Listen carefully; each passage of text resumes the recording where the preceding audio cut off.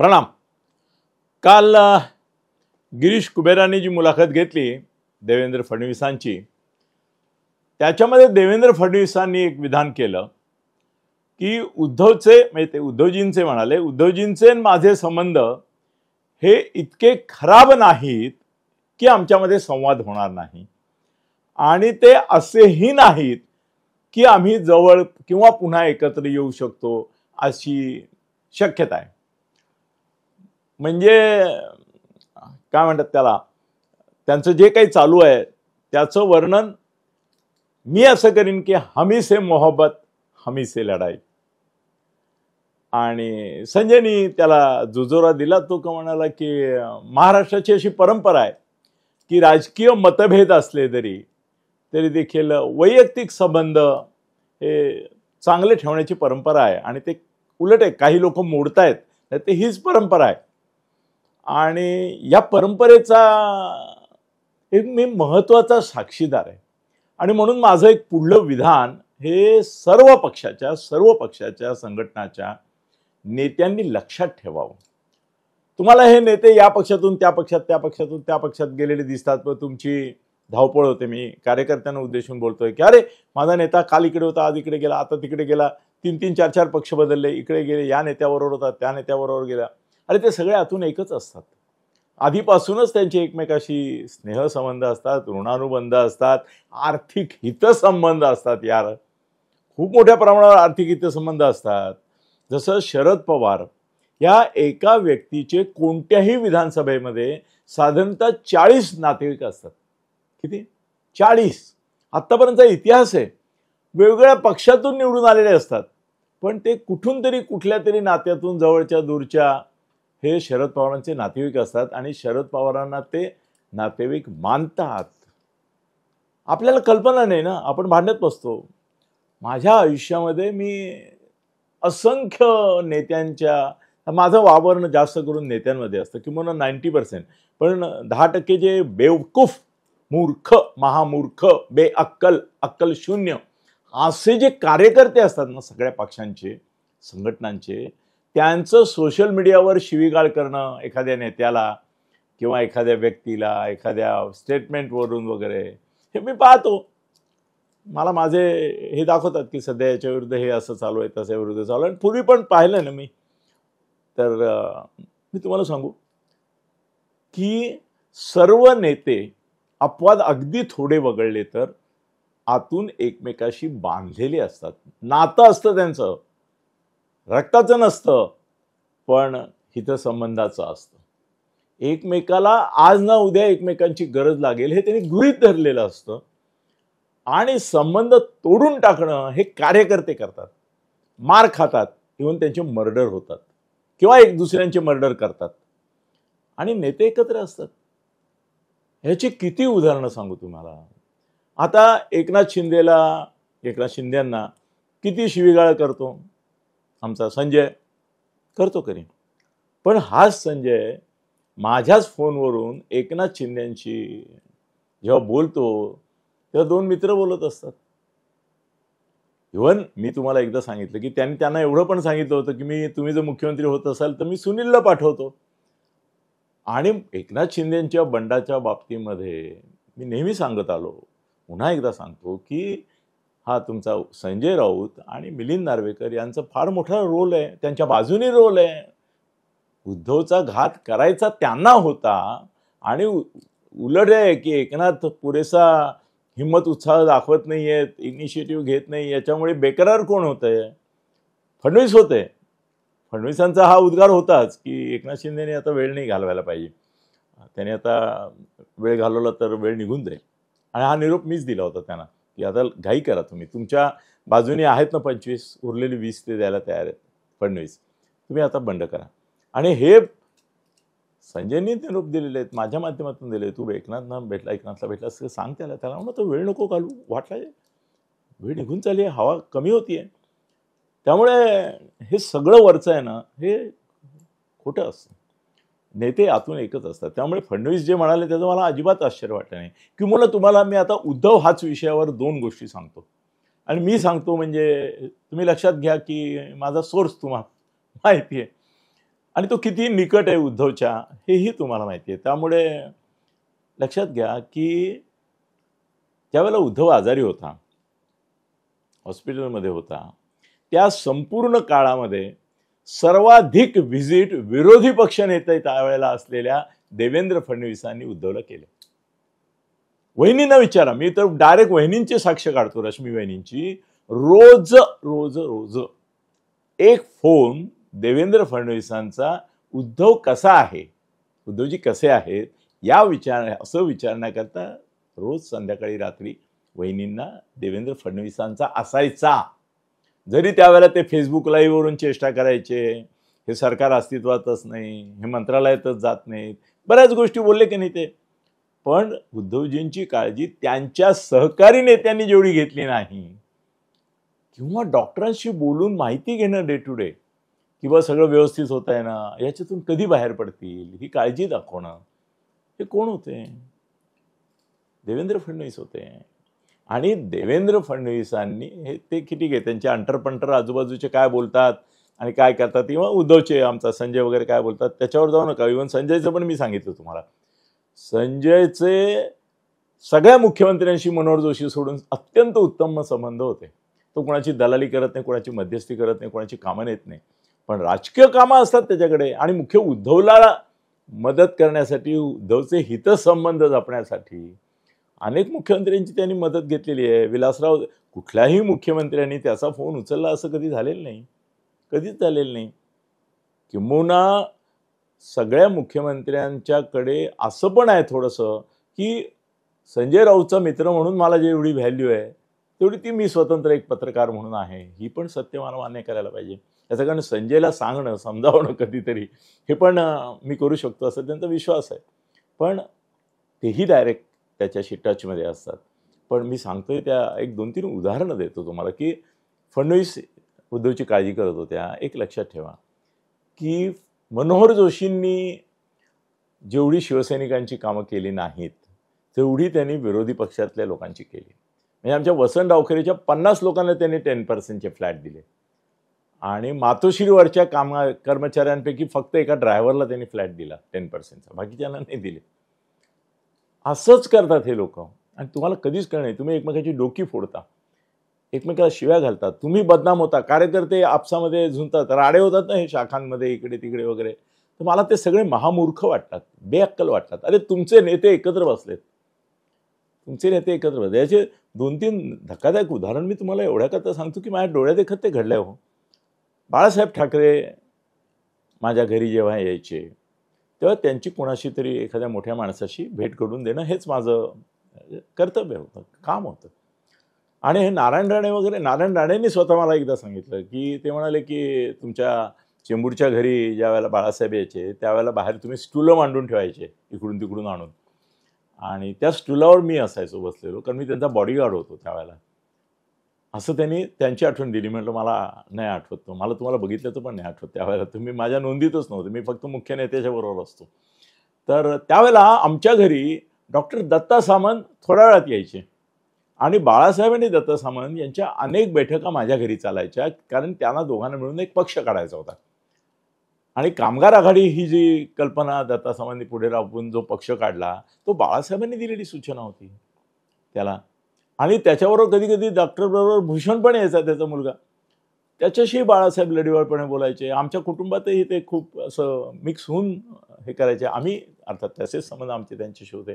पण एकदा असं झालं की डॉक्टर आणि बाळासाहेबांची रात्री आमच्याकडे जेवण होतं, गप्पा वगैरे मारल्या, प्रसन्नपणाने एकमेकाशी कसं सहकार्य करूया याच्याबद्दल ठरलं. आणि सकाळी पेपरला बातमी होती की दत्ता सामंतांच्या लोकांनी लालबागमध्ये त्या एका शिवसेनेच्या शाखा प्रमुखाचा खून केला. आपसात वादविवाद झाला, मारामारी झाली. तर माझ्या बायकोनी ते पेपरमधलं बातमी दाखवली, नावाकळला मला वाटतं हेडिंगच होती की डॉक्टर दत्ता सामंतांच्या लोकांनी मारलं ठार. इकडे रात्री हे दोघं आपल्याकडे होते, जेवत होते, या पुढल्या काळात काय सहकार्य करता येईल की नाही याची चाचपणी करत होते, आणि यांची लोक एकमेकाला मर्डर करत होते. म्हणलं हेच तर राजकारण आहे. आणि हे या कार्यकर्त्यांना बेवकूफांना कधी कळत नाही की नेते सगळे एकच असतात, कितीही बाहेरून भांडू द्या. हो, विधानसभेमध्ये प्रचंड प्रमाणावर टीका करणारं भाषण केल्यानंतर बाहेर आल्यानंतर हातात हात घेऊन त्याच मंत्र्याला कसं वाटलं माझं भाषण? तुम्ही म्हणतो काय तुम्ही आमच्यावर आज अगदी प्रेमाची बरसातच केली, चला चहा पिऊया. हे जे तुम्हाला दिसतं, राज ठाकरेंच्या घरी गेले, इकडे गेले, तिकडे गेले, राज ठाकरेंची जाहीर भाषणं बघा आणि त्यांच्या घरी येणाऱ्या नेत्यांना त्यांना मिळणारा आदर सत्कार बघा, आहे की नाही? मग जर एवढं वैमनस्य ते भाषणात दाखवतात तेवढं खरंच असतं, तर नेत्यांची अशिरी की राज ठाकरेंच्या घरी राज ठाकरे हक्काने जात आहेत ते दिसलं असतं का? हे सगळं वरचं आहे ना, हे मनसे कार्यकर्ते सगळ्याच पक्षाचे, कशाला मनसे म्हणून, सगळ्या कार्यकर्त्यांना कळतच नाही की आपले नेते एकच येतात. राज ठाकरे यांची वैयक्तिक कामं जर असतील तर ती फडणवीस असोत, एकनाथ शिंदे असोत, हे आवर्जून करतात. उलट उद्धवच्या काळात पंचायत होती राज ठाकरेंची, ते त्याला काही सांगत नव्हते कामं, कारण त्यांना तसली ऑब्लिगेशन त्याकडून होती. पण यांच्याशी संबंध चांगले आहेत त्याचे. एकनाथी पण कधी जाहीरपणे जे बोलतात ते खोटं असतं, अजिबात खरं नसतं. हे दत्ता सामंतचं मी तुम्हाला सांगितलं, संजयचं सांगितलं की एकनाथचे त्याचे किती जिव्हाळ्याचे संबंध आहेत. होते, आहेत. या सगळ्या गमती तो करतो ना, तो स्वतःच हसतो. तो म्हणतो कशी लागली मॅडम. हे मूर्ख बेवकूफ असतात, ते मीडियावाले पागल असतात. काल फडणवीस म्हणाले ना, काय शिंग काय काय काय काय चाललंय काय तुमचं, अख्खा दिवस शिंगावर काढला तू. अरे माझ्या मुलीची परीक्षा आहे 10वीची, ती झाली की आता डिस्टर्ब नको म्हणून मी थांबलो, मी जाणार आहे. झालं ना, त्याच्यावर भरपूर दिवस गेला की नाही सगळा मीडियाचा. अहो हे टीका करणारे लोक जे असतात ना, आता बघा ना, किरीट सोमय्या टीका केली ज्यांच्यावर केली की नाही, ते सगळेजण बीजेपीमध्ये आले ना. बीजेपीमध्ये ते आल्यानंतर जर किरीट सोमय्या जेन्युइनली त्यांच्या मागे लागला असता तर ते आल्यावरही त्यांच्या मागे राहिलाच असतं की नाही. त्यांच्या मागे म्हणजे त्यांचा पिच्छा केला असता की नाही त्यांनी. कुठे कुणाचा केला नाही ना. अहो खुद्द फडणवीसांनी, नारायण राणे, अजितदादा, जेवढे भाजपमध्ये आलेत, हे तुमचे विखे पाटील, या सगळ्यांच्या भानगडी कुणी काढल्या आहेत विधानसभेमध्ये? लखतर लोंबवली आहेत की नाही? लोंबवली आहेत ना. ती फडणवीसांनीच लोंबवली आहेत ना. मग ते त्यांच्या मंत्रिमंडळात आहेत ना, त्यांच्या पक्षात आहेत. आणि त्यांच्या पक्षात घेताना की फडणवीसांनी मी विधानसभेत असं भाषण केलं होतं, तर आता यांना कसं काय घेता, माझी आबरू जाईल असं म्हटलं का राण्यांबाबत किंवा कुणाच बाबत म्हटलं का? नाही म्हटलं ना. अजितदादांची सर्वात बदनामी मोदींनी केली, तर त्याच मोदींनी 48 तासात त्यांना या पक्षात घेतलं.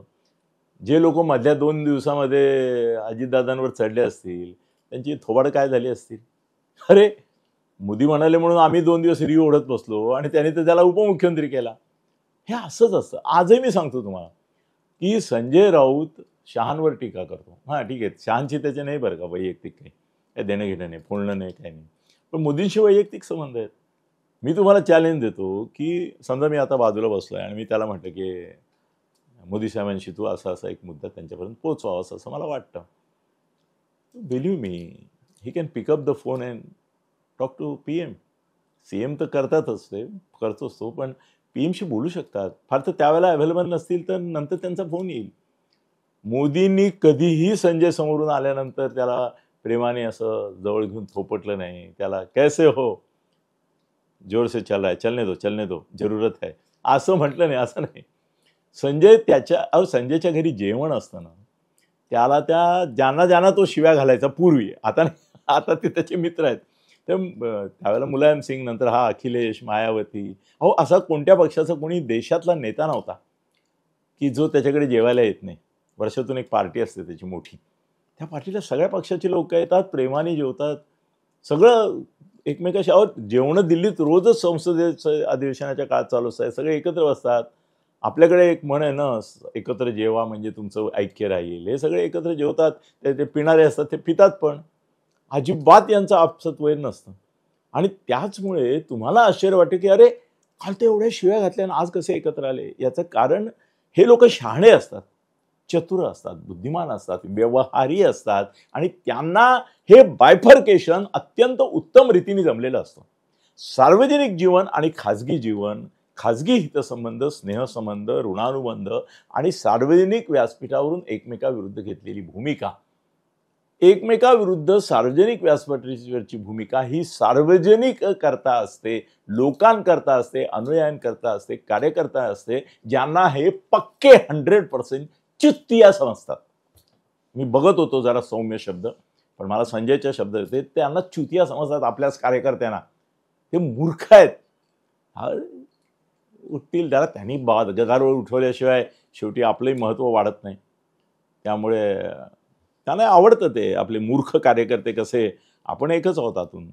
त्याचमुळे तर 72 तासात उपमुख्यमंत्री होतो ना माणूस, ज्याच्यावर 75,000 कोटीचा घोटाळ्याची, आणि ज्या वेळेला 350 कोटीचा घोटाळ्याचा का 160 कोटीचा घोटाळ्याचा दमानिया करते आरोप, त्यांनी 70,000 कोटीचा केला मोदींनी अजितदादावर, त्यानं उपमुख्यमंत्री केलं. हिने 160 कोटीचा केला, काय फरक पडतो? अरे 70,000 कोटीचा घोटाळ्याचा आरोप केल्यानंतर 48 तासात मोदींनी जर त्याला उपमुख्यमंत्री केला, तर तू 160 कोटीचा करून काय फरक पडणार? आणि परत त्याच्यामध्ये अल्टिमेटली दमाने हा विषय वेगळा आहे, त्याच्या संदर्भातले काही गौप्यस्फोट आहेत, ते आज वेळ नाही, मला वाटतं झाली 15 मिनिटं, त्यामुळे मी आता लांबत नाही. पण मी तुम्हाला खरंच सांगतो की एक 2 विधानं करतो मी, ती लक्षात ठेवा.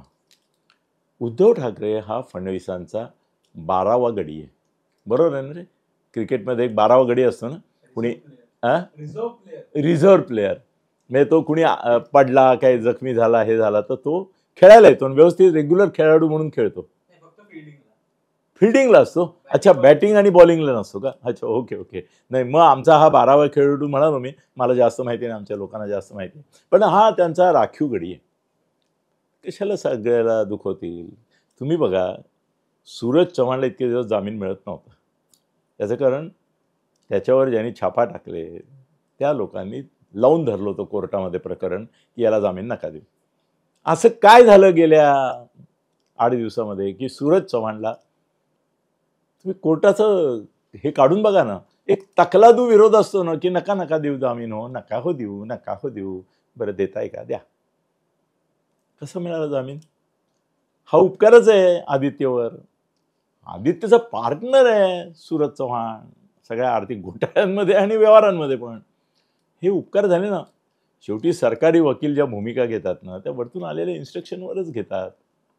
इव्हन ईडी असो, सीबीआय असो, काय जे सूरज चव्हाण सुटला जामिनावर, हे जामीन सुद्धा द्यायचे की नाही हे कोण ठरवतं, आणि सरकारी वकील भूमिका कोण घेतात? त्यामुळे उद्धव आणि फडणवीस यांचे संबंध हे ते म्हणाले तसे खराब नाही आहेत, बरोबर आहे.